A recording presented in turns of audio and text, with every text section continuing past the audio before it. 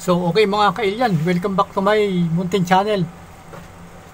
So shout out sa inyo lahat mga kalodi at mga ano dyan, mga sister. So ngayon araw ay magkakabit ako ng ng submeter ng tubig. Medyo sira na kasi yung submeter dito na isa. So naisipan kong i-vlog muna yung mga basic lang kung paano magbasa ng submeter. So sa mga hindi pa nakakaalam, mga lodi mga sis, kung paano binabasa tong submeter na to. So iba-ibang klase ng submeter din. So ito yung submeter na to ay may nakasulat na M3. So bisa natin sa M3. So makikita nyo sa M3, ano ba ibig sabihin ng M3? Ibig sabihin ng M3 ay cubic meter. Ibig sabihin ng cubic meter, halimbawa naka 1,000 liters ka, equivalent to 1 cubic meter. Yon mga lodi. So mga bihasa na alam na nila yan, mga master plumber.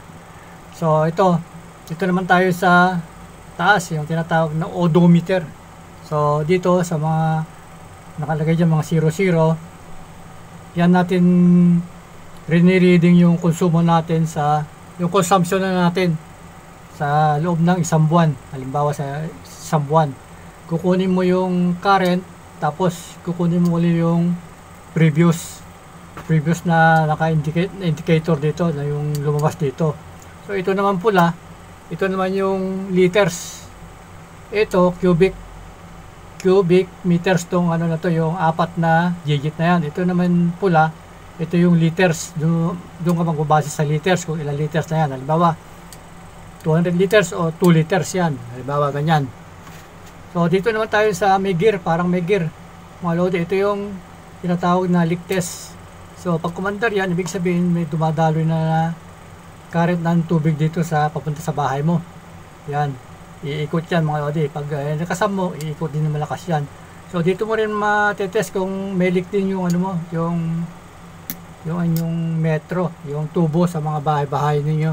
So ganun lang mga lodi, napakasimple lang naman, basic lang ito mga lodi.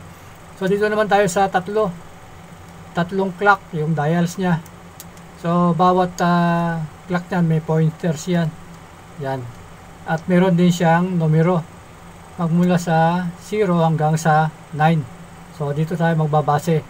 So kung mapapansin nyo naman ninyo, meron siyang multiplier. So sa una, times 0.01, ibig sabihin 10 tens. Yung pangalawa naman ay times 0.001, ibig sabihin hundreds. So ito naman yung isa, 0.30, ibig sabihin 1,000. So ang naman ito, ang function naman nito ay yung pumapasok ng tubig, sinusukat na niya kung ilan cubic meter na ito yung pumapasok dito. Yan mga lodi, yung clock na yan. So paano natin basahin naman ngayon yung clock na yan halimbawa ganyan. So yung pointers nya, yung pula, yung dulo, nakatapat dun sa, hindi naman umabot sa 3. So between 2 and 3.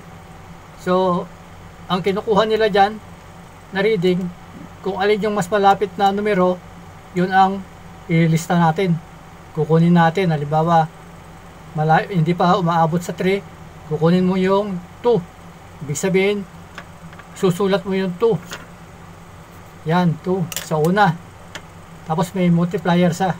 So ganun din ang lalabas, yung decimal point lang yung ililipat mo. So dito naman tayo sa kabila. O yan parang tumapat na siya, di ba mga lodi? O tumapat na siya sa 3, halimbawa 3. So 3. So may multiplier uli siya. Yan 0.0, dalawang 0. So ano mo lang yung decimal point niya. So magiging 3 rin yan mga lodi. So susunod dito, tumapat uli. So ang rule nito, kung alin yung malapit, ito may sakto uli siya, ibig sabihin 6. So 6 na siya. mga lodi. So, ganoon lang ang pag-reading ng ating submeter. Tapos, lalagay mo na dito. Kung alin na reading mo, halimbawa dito, 2, 0 point, lalagay mo yung 2,